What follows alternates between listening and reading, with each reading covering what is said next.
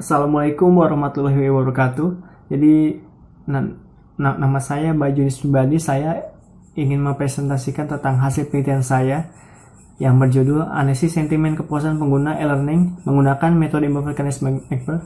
Sebelumnya, yang terhormat Ibu Priastuti selaku Kepala Prodi Ilmu Komputer Universitas Pakuan, kemudian yang terhormat pula pembimbing satu saya, Bapak Andi Cairunas, serta pembimbing kedua yaitu Bapak Bolson.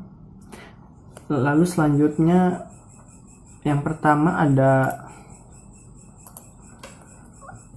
pendahuluan. Analisis sentimen ini berdasarkan ulasan pengguna e-learning yang telah banyak digunakan secara luas, yaitu Google Classroom yang ada di aplikasi Play Store. Jadi penelitian ini analisis sentimen Play Store Google Classroom. Kemudian penelitian ini akan melakukan analisis sentimen kepuasan pengguna e-learning dengan metode Improved Candidates Magber. Hasil dari analisis sentimen ini diklasifikasikan dalam dua kelas, yaitu positif dan negatif. Lalu selanjutnya ada tujuan penelitian. Tujuan penelitian ini adalah mengimplementasikan sistem analisis sentimen pengguna e-learning menggunakan metode Improved Candidates Magber. Lalu selanjutnya ada ruang lingkup penelitian. Ada yang pertama, data berupa ulasan aplikasi e-learning Google Classroom yang diambil dari Google Play. Yang kedua, penelitian ini hanya menggunakan opini dalam bahasa Indonesia. Yang ketiga, data yang dikumpulkan berupa teks. Yang keempat, data opini dikategorikan menjadi dua, yaitu positif dan negatif. Lalu selanjutnya, manfaat penelitian. Manfaat penelitian ini membantu pengembang agar memperbaiki kesalahan yang masih terdapat pada aplikasi e-learning Google Classroom berdasarkan ulasan yang terdapat pada Google Play. Yang kedua, membantu masyarakat untuk mengetahui sentimen serta kekurangan dan kelebihan dari aplikasi Google Classroom. Yang ketiga, menjadi bahan referensi untuk penelitian-penelitian selanjutnya yang berkaitan dengan analisis sentimen menggunakan metode Improved Candidates Magber. Lalu ada metode penelitian. Metode penelitian saya menggunakan pendekatan System Development Lifecycle atau SDLC. Yang pertama yaitu ada perencanaan, ada analisis, ada perancangan, implementasi, dan uji coba. Kemudian jika divalidasi, jika ya maka dapat digunakan, jika tidak maka harus diperbaiki lagi, diulangi lagi dari tahap perancangan. Lalu ada data opini. Data opini dalam penelitian ini yaitu ulasan aplikasi e-learning yaitu Google Classroom pada aplikasi Play Store. Jadi ini ada data ulasannya, masing-masing punya aspek dan sentimennya.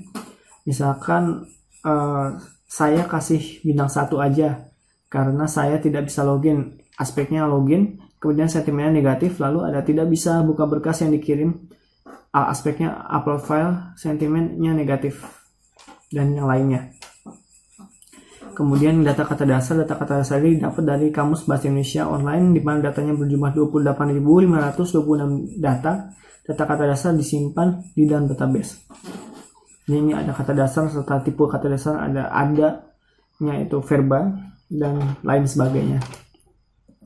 Kemudian ada tahap analisis. Tahap analisis ini dimulai dari mengolah data yang diperoleh, kemudian melakukan preprocessing data sampai menghasilkan yang dihasilkan menggunakan metode sampai ada informasi yang dihasilkan menggunakan metode klasifikasi Improved Candidates Magber. Jadi di sini ada flowchart dari penelitian ini. Ada data latih di input, data uji, lalu ada preprocessing. Proses preprocessing yaitu yang selanjutnya ada proses ekstraksi fitur atau pembobotan menggunakan teks PDF, lalu ada klasifikasi menggunakan metode Improved Candidates Magber. Lalu setelahnya output berupa sentimen positif dan negatif, lalu selesai. Lalu ada yang kita masuk ke tahap preprocessing. Di dalam preprocessing ada beberapa tahap, yaitu yang pertama case folding, mengubah seluruh isi dokumen menjadi huruf kecil, lalu menghapus simbol seperti koma dan titik dan lain-lain, pokoknya simbol dihapus. Jadi contoh ini ada data ini kan ada dan-nya, ada koma, ada titik hilang, dan juga kata-kata yang ini, data ini sudah menjadi huruf kecil semua. Kemudian ada tokenizing, memecah sekumpulan karakter dalam suatu teks ke dalam satuan kata. Jadi datanya yang ini dipecah satu-satu Kemudian ada filtering, menghapus kata-kata yang kurang penting dari dokumen seperti kata penghubung, kata ganti orang, kata seruan, dan lainnya. Contohnya seperti ini, sangat membantu dalam proses pekerjaan saya. Saya dapat melihat tugas submit tugas hanya melalui aplikasi ini. Jadi kata sangatnya hilang, kata yang sayanya juga hilang, kata ininya juga hilang, kata juga hilang karena kata-kata tersebut merupakan kata penghubung. Lalu selanjutnya ya inilah sebelum dan setelah preprocessing. Bisa dilihat ada 5 data latih dan 1 data uji yang telah di preprocessing. Kemudian selanjutnya adalah ekstraksi fitur pembobotan kata dengan menggunakan metode TF-IDF. Jadi ini data yang 6 tadi itu sudah dipecah dengan tokenizing jadi 20 token. Kemudian dihitung bobotnya IDF-nya, kemudian IDF-nya ini dikalikan dengan ini, dikalikan dengan misalkan 0 dikalikan 0,78 jadi hasil 0, 1 dikalikan 0,78 jadi 0,778 dan seterusnya. Lalu ditotalkan TF-IDF-nya ditotalkan jadinya total misalkan 0,778 total di 1. Lalu selanjutnya choosing similarity yaitu menghitung kemiripan dokumen vektor, dokumen D6 dengan setiap dokumen yang telah terklasifikasi, yaitu dokumen 6 itu kan data uji, diukur kemiripannya dengan dokumen latih ada D1, D2, D3, D4, D5 dan juga menghitung banyak vektor dari masing-masing dokumen.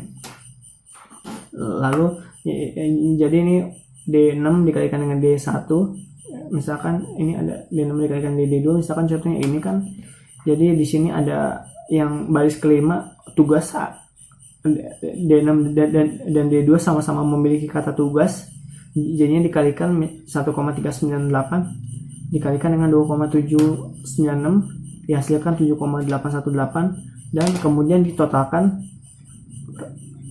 Lalu setelah itu menghitung panjang vektor ini adalah hasil dari TF-IDF ini diakarkan di pangkat 2 dikuadratkan jadinya 0,78 dikuadratkan menjadi 0,606 lalu ditotalkan di sini 0,606 lalu setelah ditotalkan kemudian diakarkan jadi akar dari 0,606 adalah 0,778. Lalu selanjutnya menghitung tinggal hitung dokumen 6 dengan dokumen 1, 2, 3, 4, 5. Jadi yang pertama ini ada CHOS D6 0 itu hasilnya dari ini 0 dibagi dengan 2,056 itu hasil dari sini D6 kemudian dikalikan dengan 0,78 yaitu dihasilkan dari sini 0,78.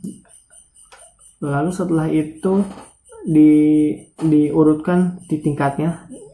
Jadi yang dari tertinggi ke terkecil tertinggi ada D2 1,156, kemudian D5 0,078 dan D4 0,058. Kemudian improved continuous sniper jadi menghitung N atau K baru. Ya, jadi dihitung jadi N rumusnya adalah N sama dengan ketiga. 3 ini adalah nilai K kemudian dikalikan dengan 2. 2 itu adalah jumlah data dari data positif karena ini N untuk positif. 2 dibagi dengan 3. Yang 3 ini adalah data dengan kategori terbanyak. Datanya jadi yang terbanyak itu negatif jadinya 3 di sini. Jadi 3 hasilnya 2 untuk N positif, untuk N negatif jadi 3. Kemudian menghitung nilai similaritas banyak top N tetangga di tiap-tiap kategori. Ada yang pertama kategori positif D4 dan D5 0,058 tambah 0,78 0,136, kemudian yang negatif 1,156. Kemudian chosim data latih yaitu yang tertinggi dari peringkat, jadi ada peringkat 1, 2, 3 jadi sesuai dengan nilai K. Kalau misalnya nilainya K-nya 3 maka yang dihitung ada 3 top N tetangga terbanyak, ada D5, D2, tadi ada D2, D5 dan D4 1,156, 0,078 dan 0,058 hasil 1,292. Kemudian menghitung nilai probabilitas masing-masing kategori, ada positif hasilnya 0,105, kemudian negatif 0,895. Jadi karena yang negatif lebih tinggi maka dokumen 6 yaitu masuk ke dalam kategori negatif. Lalu ada tab perancangan. Di sini ada 9 menu yang ada pada aplikasi sistem. Ada dashboard, data latih, case folding, stemming, kata dasar, data uji, klasifikasi, visualisasi dan akurasi. Contoh di sini ada yang pertama, jika masuk ke dalam menu ke satu, maka akan menampilkan halaman dashboard. Isi dashboard ini adalah outputnya berupa informasi sistem dan lain-lain.